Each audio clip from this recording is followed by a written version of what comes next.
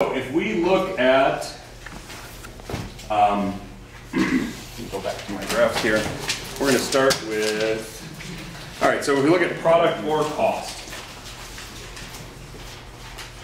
What am I titling this? All right, we're going to do two separate graphs. So just give me a second. So we got quantity, and we got quantity of labor. All right, so if we're looking at product, or we're looking at our costs, all right, we see that our total product, our marginal product looks like that, and our average product looks like this. And we see that our marginal cost curve looks like that, and our average variable cost curve looks like that. All right, they're mirror images of one another. All right, and basically what we see that happens is on either graph, initially there's a benefit, and then the returns are what we would call diminishing. All right, when we start adding laborers, we can produce more marginal product, but at some point, the marginal product turns and starts going down. We're still hiring people because they add stuff when we hire them, but it's not as much marginal benefit to hiring each worker.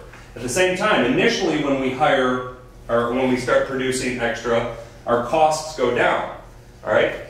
But then our marginal costs start to rise, all right? And that was called the law of diminishing returns. Yes, we want to hire additional workers. Yes, we think that they're going to be, yes, they are a benefit to us. They produce more, and initially they cost less, and yes, they do cost more over time, and they produce less extra benefit over time, but as long as the benefit is positive, we're going to continue to hire them. All right, but the returns are diminishing. All right, they're going up, just not quite as much. All right, so that's in the short run, though. In the long run, we have a different set of information that we look at.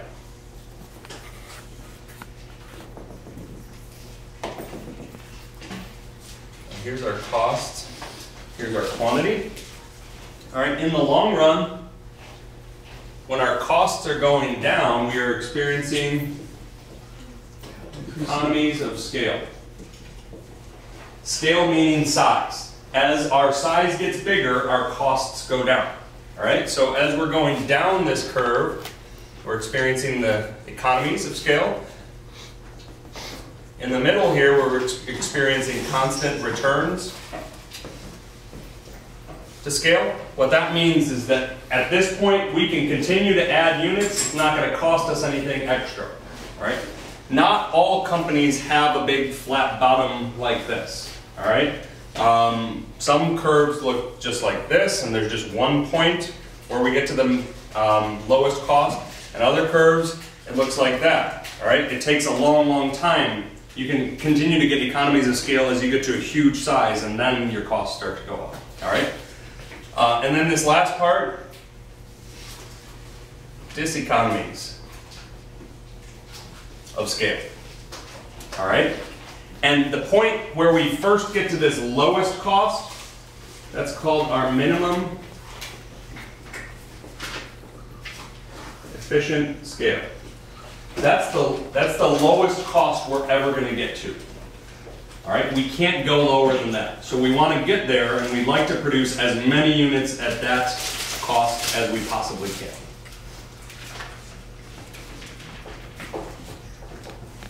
And this curve, if we zoomed in on it, what we would see is that it's really made up of a bunch of little curves. All right, so that big curve we're looking at is just kind of the connection of all these curves. And these are each average total cost curves.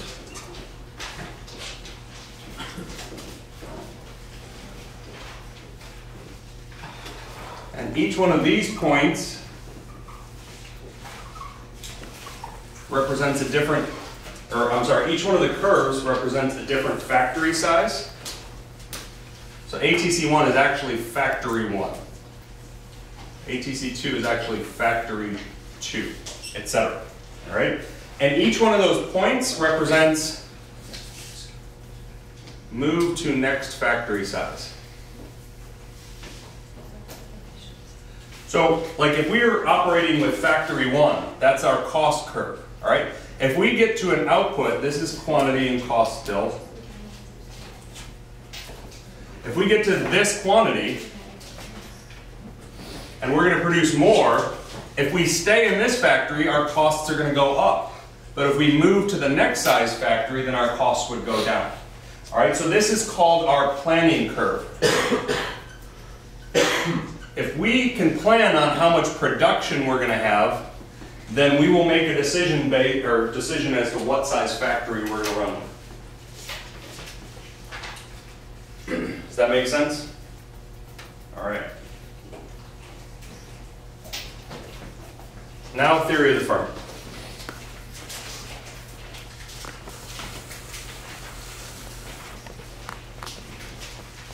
This will account for about 50 to 60% of your AP micro exam. So if we just study this and you better. yeah. Stop talking on my video. All right. So, theory of the firm. First, we're going to look at perfect competition. I accidentally erased some of this stuff, but here's the characteristics. Perfect competition. Which ones did I erase? And again, guys, this is the stuff that there are more detailed videos online. This is just the quick recap of it. So I would definitely check it out online for more detail. So first of all, most perfectly competitive firms are small. All right, and there's lots of them. There's a high number of firms in the industry. They're also homogeneous, which means they're essentially the same. Essentially the same size, essentially the same product. There might be slight differences, but overall, if you're looking at an apple farm in Washington or an apple farm in Michigan, it's about the same. All right? There's also no barriers to entry or exit. If you want to start a firm, you can start a firm.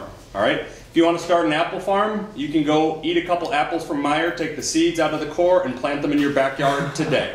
All right, and you would start an apple farm. There really is no barrier to entry.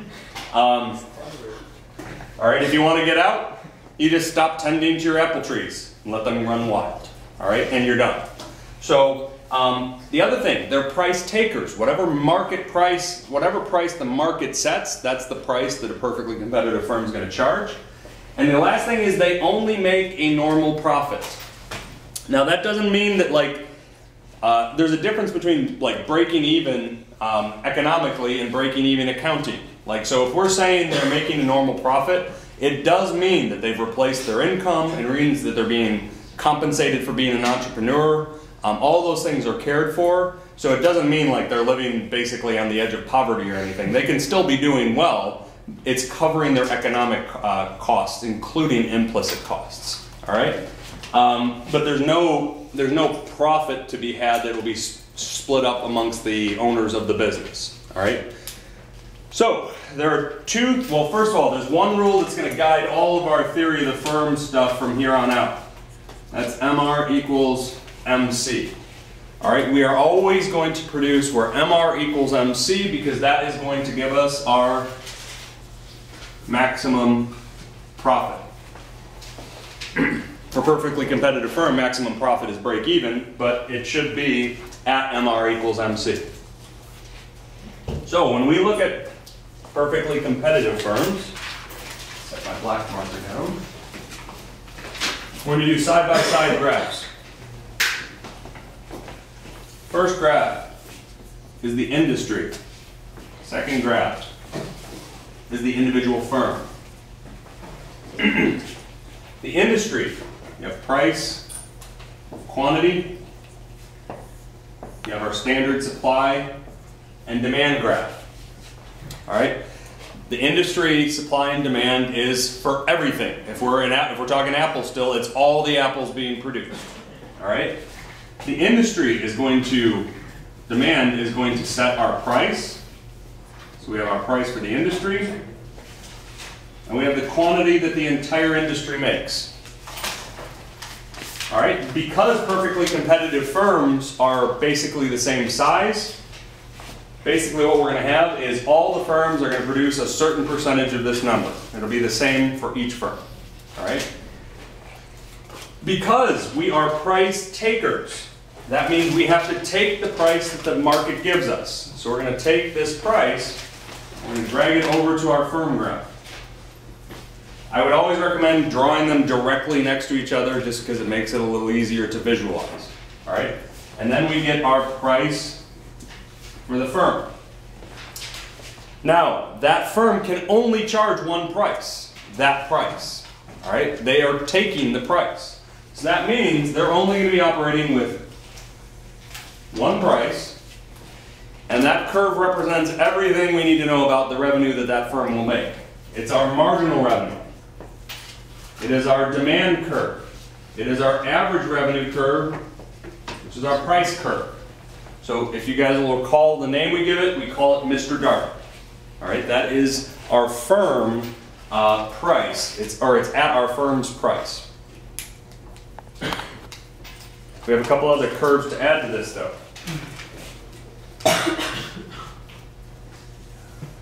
We have our marginal cost curve, which ends up being our supply curve. We have our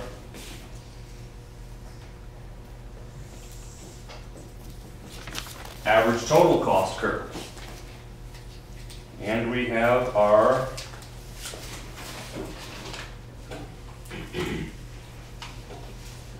average variable cost curve.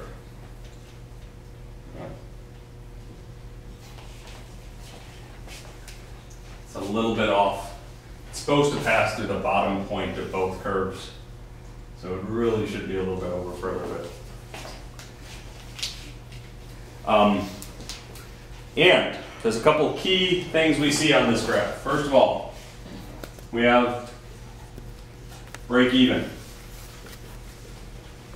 This is where our firm is going to operate. Break even means that we are covering our costs. So that means that our price is equal to our average total cost. It also means that we are earning a normal profit at that point. We also, where marginal cost intersects AVC, is our shutdown point.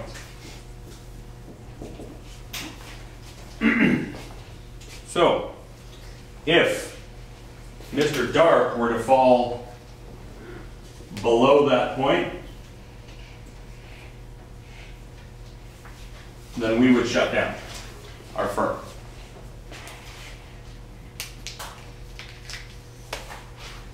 Anything else I want to add on this graph? No, so the next thing we're going to do, we're going to take a quick look at what happens if a perfectly competitive firm makes a profit in the short run. Remember, in the long run, they're not going to make a profit. They're going to earn a normal profit, and they're going to break even. But there could come a time when the apples end up being more popular than they were. All right, so we have our industry graph. Gives us a price for the industry, our quantity for the industry. And then we have our firm graph.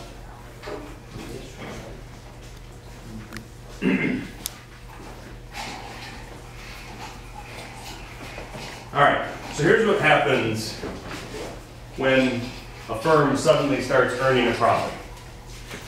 All right, all of a sudden apples become really popular. All right, people really want to get on some Apple action. All right, and so demand for apples goes up. All right, well, before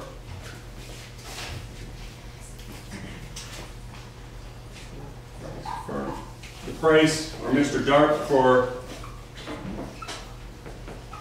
this industry was right there.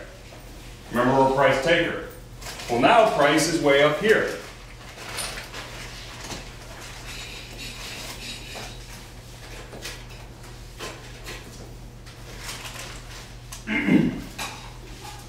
So if before we were operating at break even, which we were, that means that before we had something that looked like this and like this.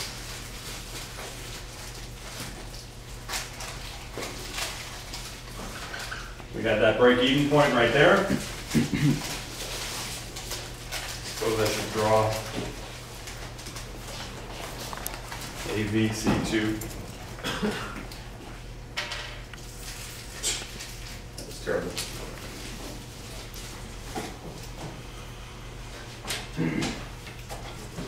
So before we were operating right there, and we weren't making a profit. All right, but now price has gone up, and the market dictated that the price went up because demand increased for apples. So we operate where MR equals MC. So we're going to be right here. Well, how much is our profit going to be? We have to drop it back down to our ATC curve, and then take that over, and that would all represent profit from our apple farm. Here's the issue, all right? I think Arshdeep was the one running the apple farm when we were doing this exercise in class. So Arshdeep shows up at school one day and he's driving a Bentley now. Why? Because his apple farm has become extra profitable. All right, what happens? Well, there's no barriers to entry. There's no one to keep you from starting your own apple farm. So you guys all go out and start an apple farm today, all right? And what happens is supply is going to shift to the right because more people will enter the industry to get in on the apple trade. What's that going to do? Well, price went up initially. It's going to go back down to where it was, and we're back to just earning a normal profit. Does that make sense? What will have happened over here? We will now have a higher quantity of apples being produced in the marketplace, which means we'll end up having a higher number of firms producing it, because they're all still small firms. We good to move on? One term that I want to add to, or a couple terms I want to add to perfect competition. All right, perfectly competitive firms. First of all, they offer you max consumer surplus. There's no, when you look at these graphs, there's no dead weight loss. All right? They also offer max producer surplus.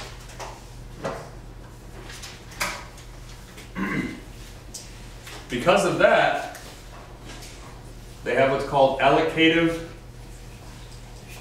efficiency. Allocative efficiency is where price is equal to marginal cost, or marginal benefit is equal to marginal cost. That means that society's benefit equals society's cost.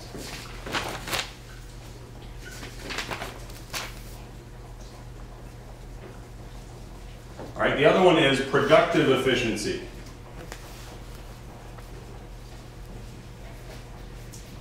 That is where price is equal to minimum, emphasis on minimum, ATC. That means goods are being produced at the lowest cost possible. The only type of firm that has both of these is perfectly competitive firm.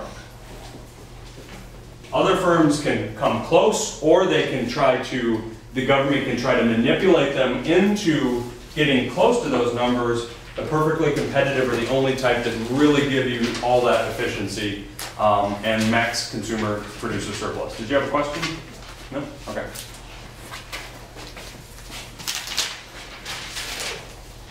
Am I good to race on this end?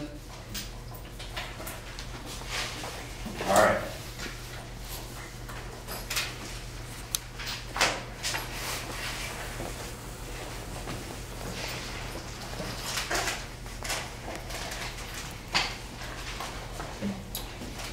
All right, next up is monopoly.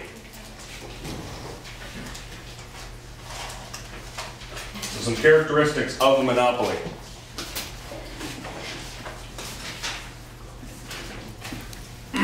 Number one, basically one firm, or maybe two at the most. They dominate the industry. They're the only show in town.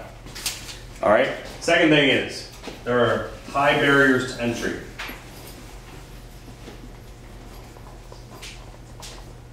All right? Very difficult to enter an industry if there's already a monopoly in charge. One of the main reasons is because of economies of scale.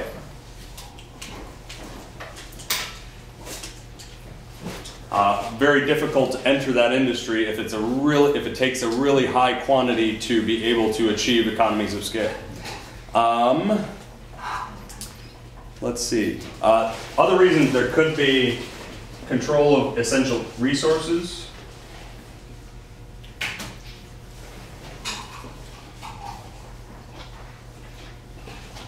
And can't read that one. Oh well. The next thing though is that they are price makers. Since they're the only firm in town, they're going to be the one that determines what the price is in the marketplace. Note that does not mean they're going to shoot for the highest price possible. They're still going to shoot for the highest profit possible. And so they're going to make the price, but as a consequence of their inefficiency, a monopoly has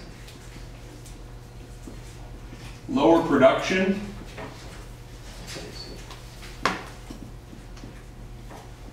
and higher prices than a perfectly competitive firm.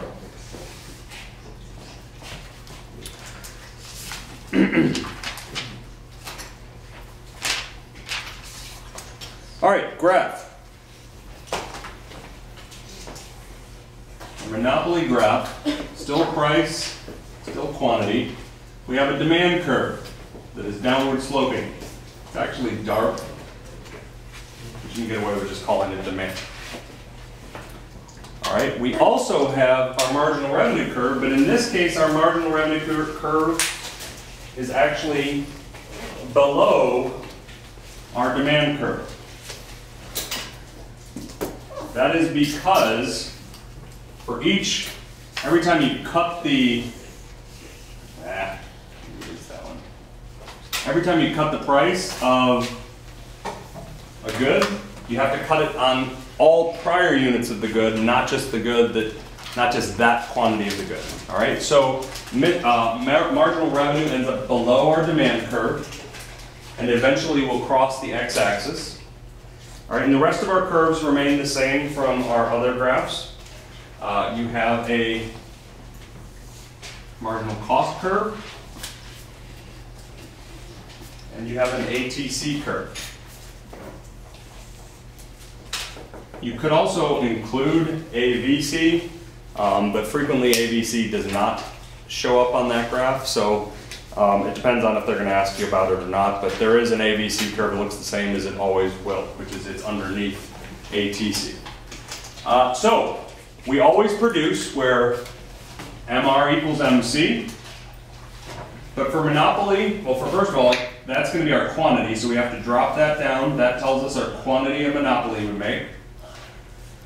But that's not all the information we need, because in this case, because MR is below the demand curve, we have to actually go up to the demand curve to figure out what the price is going to be. So we take that dotted line up to demand and then over to determine our price for monopoly. We're not done yet though, because we've exceeded our cost. So we can take our cost curve over here, and that gives us our area of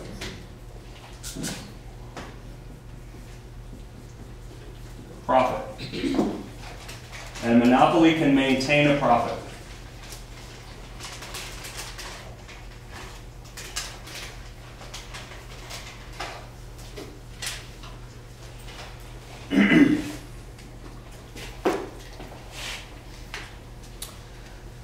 However, there's some bad things about the monopoly. Number one, our price is up here where it probably should be there. So our price is higher. I think I already said this, but to look at it on the graph, our quantity would be here, and instead it's here, so the quantity is lower. And because of that, this whole triangle where stuff could be being produced is not being produced. And so monopoly experiences deadweight loss. And since there's deadweight loss, that means there is no productive efficiency, and there's no allocative efficiency.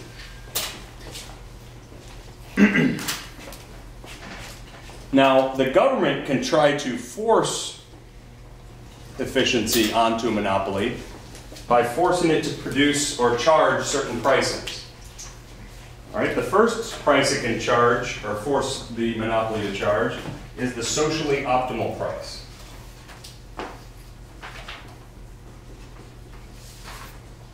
And that is where price is equal to marginal cost. So the government can come in and say, all right, you have to charge price equals marginal cost. That would be this point right here.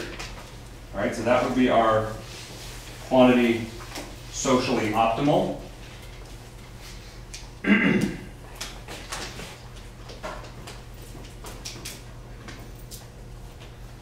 Or the government can come in, it depends on how the cost curves are spread out on this graph.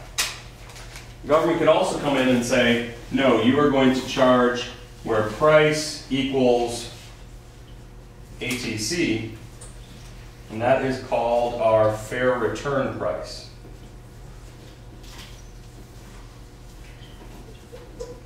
And that's because the government cannot force a loss. In this case, socially optimal is above fair return, so it wouldn't be forcing a loss, but there are situations where those points would be flipped. The government cannot force a business to take a loss, and at ATC, that means that they're breaking even. So the government can force a firm to break even, they just cannot force a firm to into a loss position. All right, so this is our fair return price.